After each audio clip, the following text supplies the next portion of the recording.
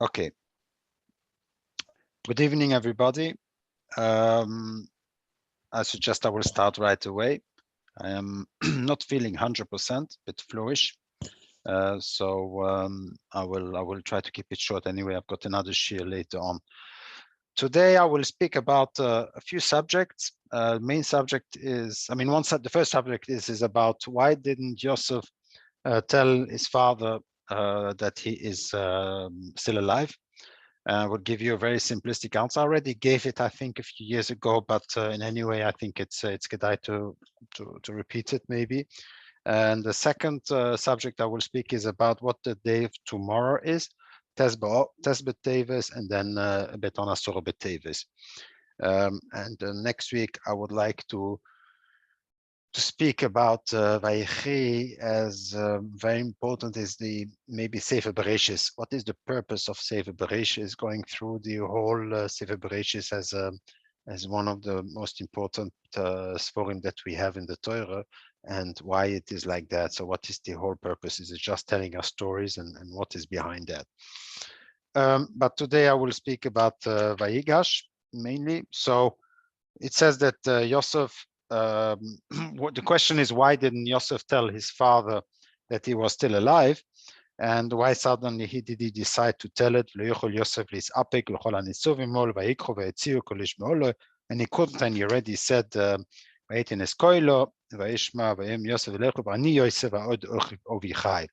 what happened that he suddenly decided he couldn't anymore? So the answer I want to give you, so there are a lot of answers that the Rishonim are giving. There's a famous Ramban, and probably there are a lot of other different answers that were given on this question. I will just give you a very simple one, a bit of psychological one, and based on very practicalities. When Yosef was preferred son, and then and he had all kinds of dreams, and all the dreams are telling his brothers and his parents that they will all bow down to him, which is a bit of a weird dream. And in any case, even if it is a dream, to go and tell it like that to his brothers and to his parents is indeed a little bit strange, and maybe can be looked at from an interesting perspective. So he told those dreams to his father and to his brothers. And that's quite an interesting expression, that his father was upset. So he showed him, he shouted at him, or he was seemingly very upset. What is this dream that you dreamt? So will I come with your mother and your brother, and we will bow in front of you? What's going on here? Well, he was quite upset. And the father was like looking that things should not get out of hand, but basically the father was very upset. Then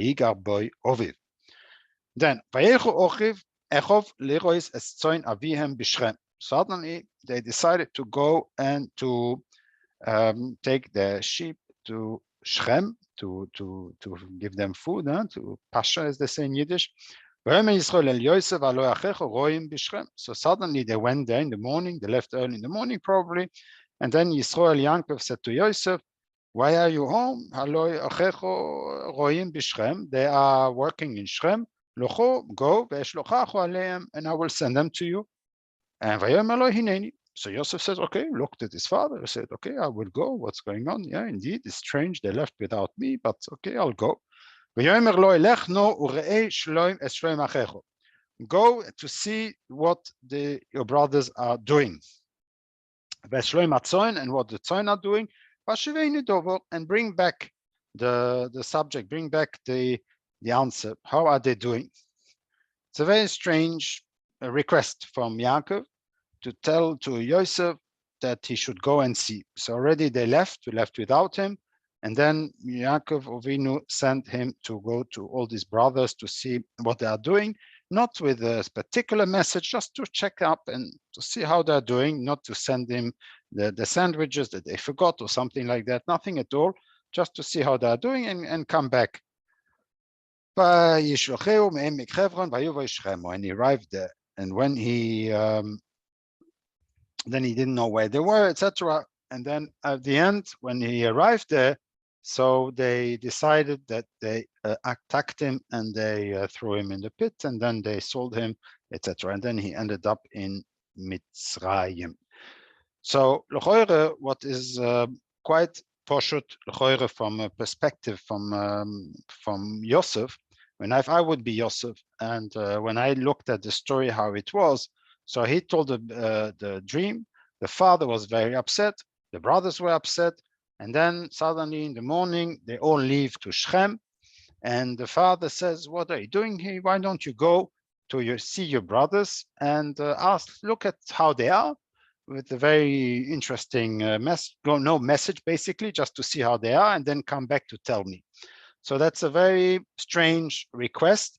And so basically, if I would be Yosef, what I would think is that if they suddenly catch me the moment that I arrive there, and they sell me for Ishmael, so in other words, they kidnap me and they sell me as an Eved, I would think that basically both the brothers, but also Yaakov was part of the plot. And that Yosef thought that the brothers and the fathers decided to get rid of him.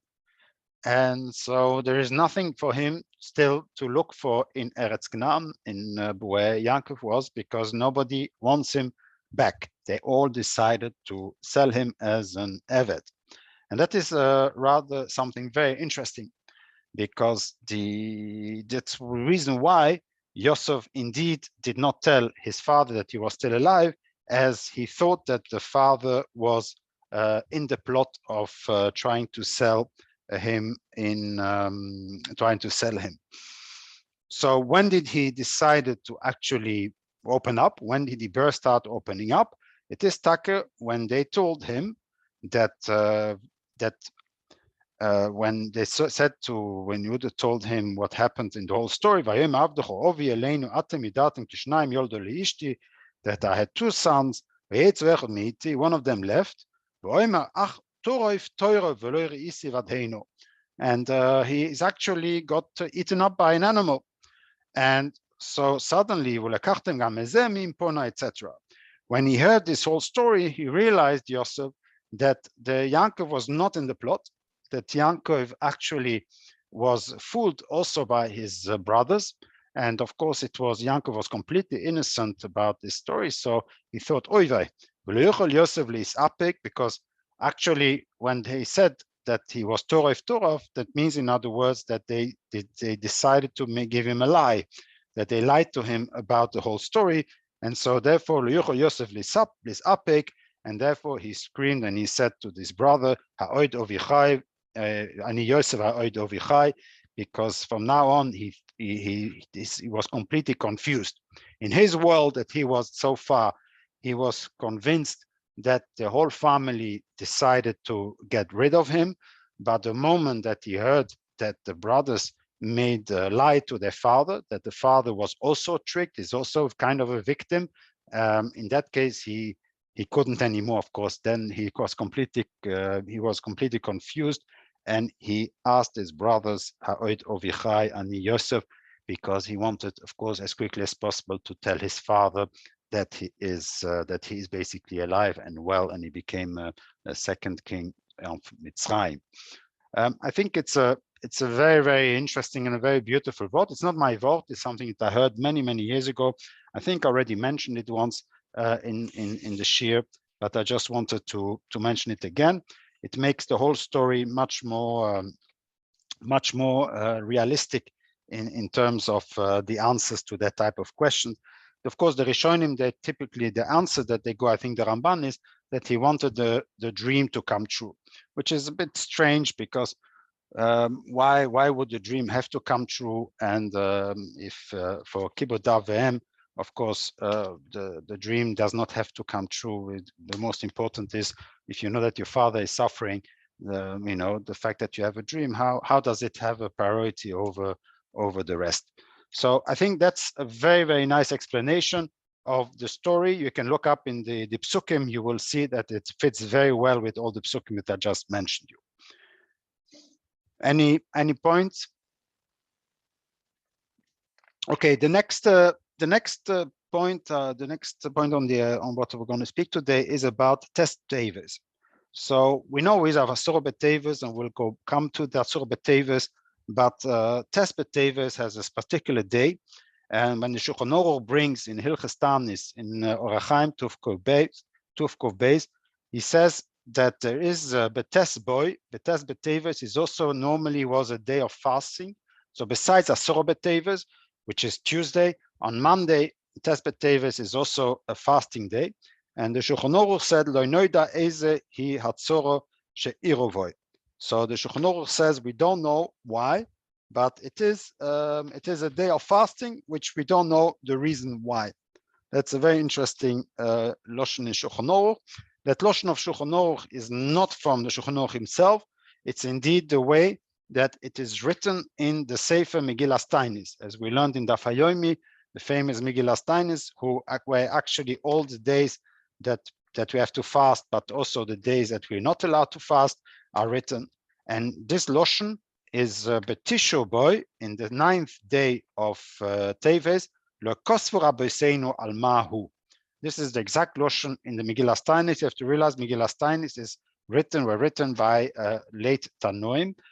There is even a Pirush Rashi on the Megillas Tainis. I mean, I don't know if it's exactly from Rashi, but in any case, there's a Pirush Rashi. So it was a famous sefer that was written in the time of the Tanoim, and we learned it a lot in this Daf HaYomi, this Meseches, and we also learned it in the previous ones as well. It was mentioned a few times, Rosh Hashanah as well. So what happened on the Tisha B'Av? We don't know, but apparently there was a day of fasting. So the Tosfos Chadoshim is a pirush on the Megillas Tainis. Like you have Rashi, then he calls himself a Tosfos, but he doesn't want to call himself Tosfos, he calls Tosfos Chadoshim. He says, "V'shomati b'shem Godel Echod," and I heard from a Godel, the Az Noilad Oisoyer Ish. That Oisoyer Ish, which refers to Jesus, was actually born on Tes Beteves. And he gives a whole explanation that the Tkufas Teves, and like last week, I already spoke about the whole union of what the Tkufas are, and how it relates to our calendar, etc. So the Tkufas Teves was of that year, was indeed on the afternoon of the Shmoyne on the 8th of Teves, and which corresponds to the 25th of December. I will, Metz Hashem, on Nittel, I will redo this shir that I gave already to prove to you indeed that this date was on the 25th of December. Because if you look on our dates in our calendar, you will see that it comes out on the 23rd of December, and I will explain you how it is on the 25th of December. So at that time, it was the 25th of December in the Julian calendar. So it was indeed corresponding to the 25th of December, and it is the Tes Beteves. Also in the Sefer Ibur, also, Noilad HaNotzri, Gimla Lofim Tovshin Samach Aleph, Tes Teves, Yud Ches Lemarzer, etc. So he also, Sefer Ibur, also already one of the Kadmonim, also like the late Rishonim, who brings down that HaNotzri, the Notzri, was born on Tes Beteves, and that's why, according to some, it is a fasting day. And maybe indeed the reason why the Megillas Tainis did not want to write it, is maybe for some repercussion from the Romans, who at the time maybe have adopted this religion, and to say that we are going to fast on the day that they celebrate is maybe politically not very correct and can create some issues. So that's a very interesting point to know. So apparently, according to the Megillas Tainis, tomorrow is also fasting. So tomorrow is a fasting, and Asur Beteves is a fasting. Okay, so this is just good to know, and I will, Mitzvah Hashem, on the day of Nittel, I will go a little bit deeper to understand a little bit more on everything that is going on here. Why is it the 25th of December, and then we celebrate it, and why is it the Tes Beteves, and how does it fit all together? So this is about the Tes Beteves. What about Asur Beteves? So Asur Beteves, the Gemara speaks already all the reasons, all the Mishnahs explains everything that happened on Asur Beteves, but I just wanted to speak about one particular thing that you probably heard already multiple times, and I will just repeat them over.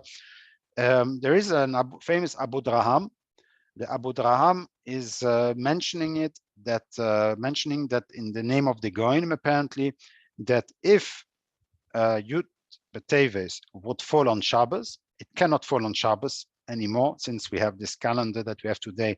It cannot fall on Shabbos. It can fall on Friday, but not on Shabbos.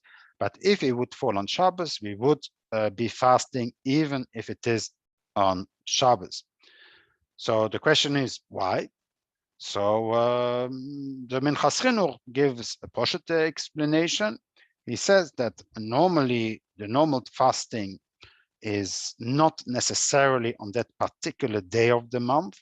So even Tisha B'Av, if you don't fast on Tisha B'Av, for example, if it falls on Shabbos, you can push it on Asur B'Av. You can push it on Sunday. You could push it on Friday before. So basically, as long as you fast one day in the month. In the Novi, when he describes the different Tanesim, he actually just refers to the month and not necessarily to the day of the month. He just says that on that month there is a tainis. So basically, you have to fast one day on that month. And so if it falls on Shabbos, then you can push off. Why keeping it on Shabbos? But by Asur Beteves in Yecheskel, when he reminds what happened in Asur Beteves, he says be'etzem hayoim hazeh. So there he explains it was be'etzem hayoim hazeh. So the Asur Beteves seems to have something that is particular about that.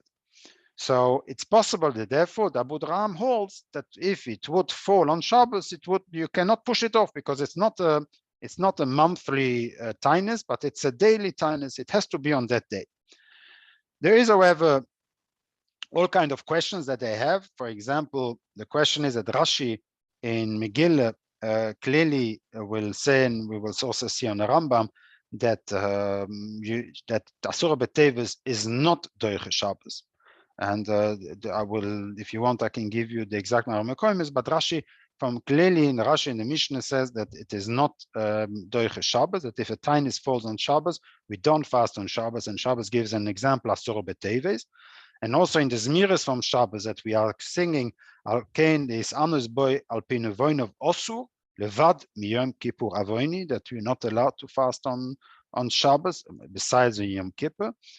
And so the answer that some explain is that it's not a question so much. The question is more, why does the Beis Yosef mention Abu Draham, but it does not mention the Rashi, which says the other way around?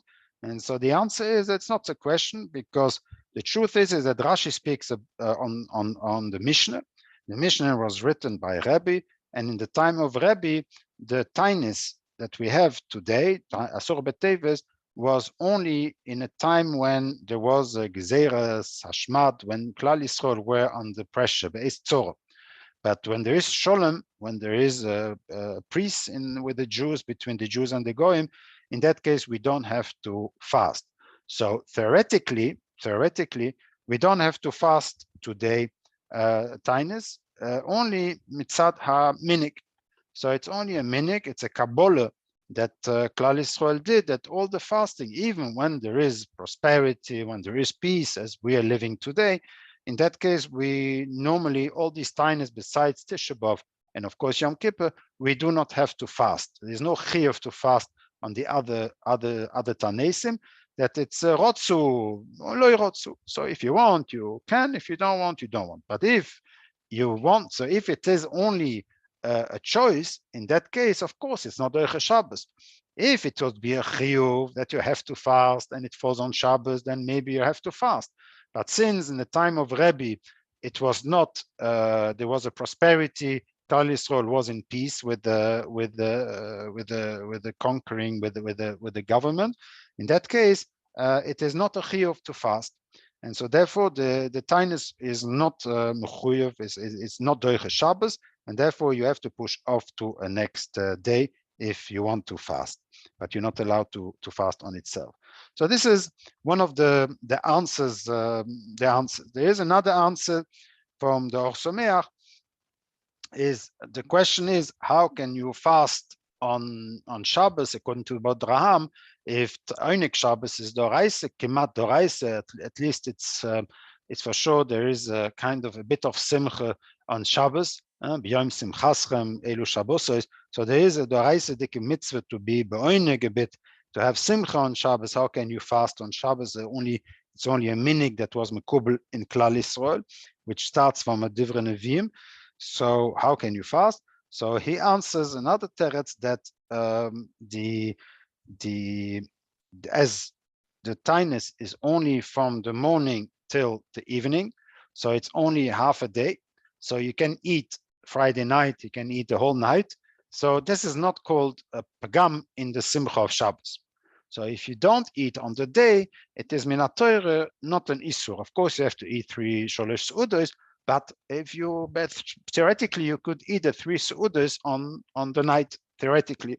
And so therefore, it's not mamish a question. How can it be that those two are contradicting each other? It's not such a contradiction. That's what also Meir answers. The Reb Chaim Briske in the stencils, apparently, he gives another answer. He says that Asur Beteves is not like a normal fasting. So a normal fasting is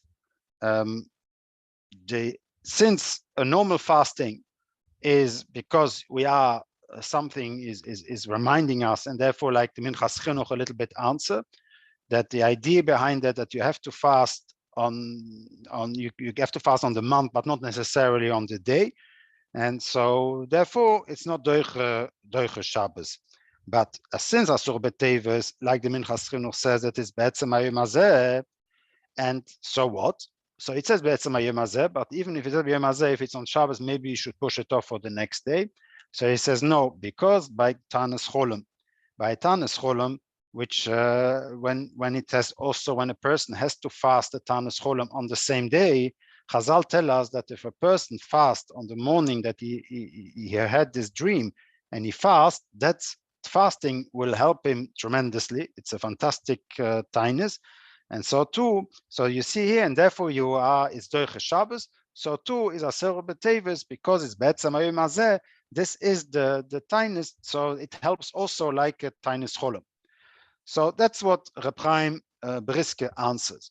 The reason why I'm bringing it, because it's very similar to the other answers that we already said, is that the Chasam Sofer in the Siddur on the Slichas from Asur Beteves, he brings down something very interesting.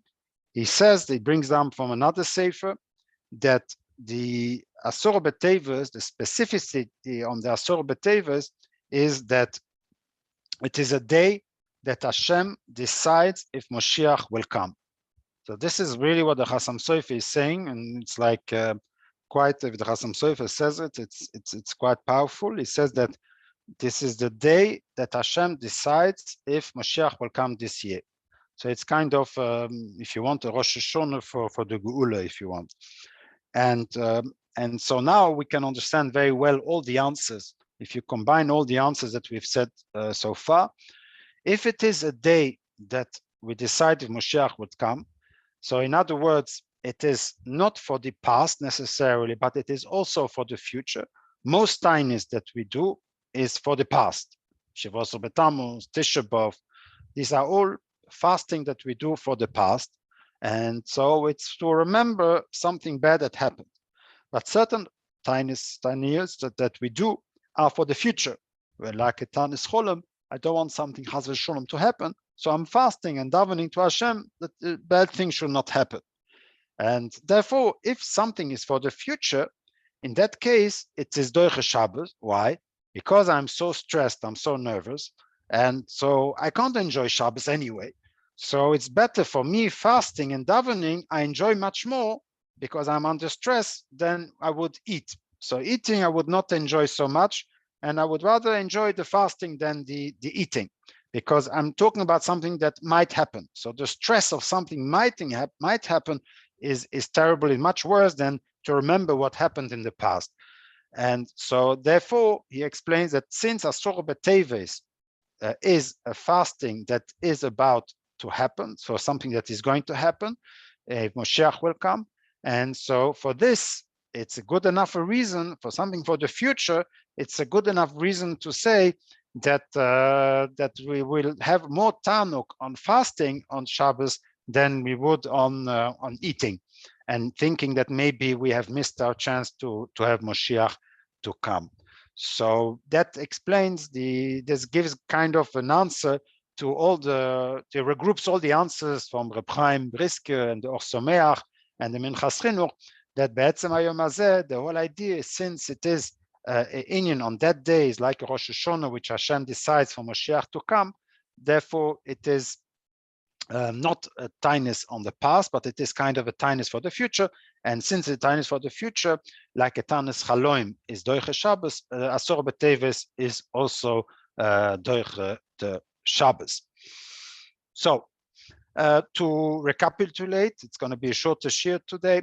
To summarize, we said that the reason why Yosef did not tell his father that he's still alive is because the story when he said about his dream, and he told his dream, and then the father was upset on him. Then the brothers went the next morning somewhere far away, and without telling his Yosef, and then the father says, why don't you go and join them? And on the way things happened, and at the end they saw him and they sold him. So Yosef was convinced that the whole family wanted to get rid of him, including the father, and so there is no point of telling the father. In the contrary, he might even put himself into a danger. But when he heard that the father was also tricked, that the father is also a victim, that he was told the story of Torah, then he understood that the father was a victim, and he straight away then he collapsed and he says, I can't keep it anymore, and Yosef Ovichai. So this is the first part. Then we spoke about the Tes Beteves, that there is in Shulchan Aruch mentioning that there is also a fasting tomorrow morning, Tes Beteves, and nobody knows why. And then the Kadmonim explained that Tes Beteves was actually, and we will see that on Nittel, it falls indeed on the Tkufas Teves, on exact Tkufas Teves that happened about less than 2,000 years ago. And that was indeed the 25th of December. And this is the day of the birth of Oisei Ish. And we are fasting because it created a lot of trouble for Klal Yisrael during all those history. And the reason why they probably didn't want to tell us, they said, Rabbeinu lo nemor alma. So the reason is probably to be politically, not to be politically incorrect, but to try to be politically correct. And everybody should understand why.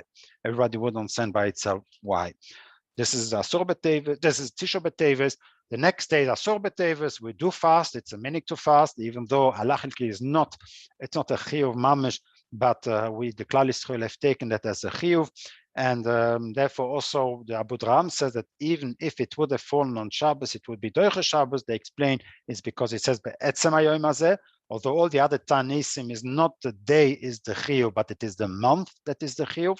And in Asor Beteves, there's the day that is the chiyuv, the Asor Beteves, the 10th, and therefore you have to fast on Shabbos, but this still doesn't explain why. So we saw one teretz that since it's half a day only we're fasting, then it's not mamish a problem.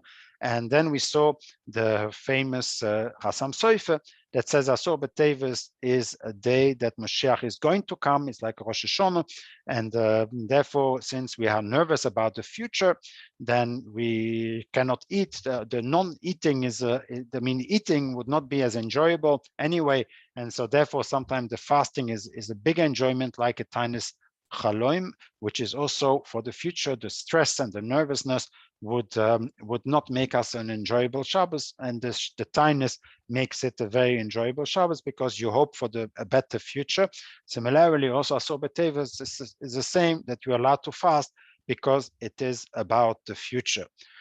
Should we be take zoiche to have this year's that Boin Shem should listen to our prayers, and Take Mashiach should be coming b'mheiro v'yomeinu amen. Any question?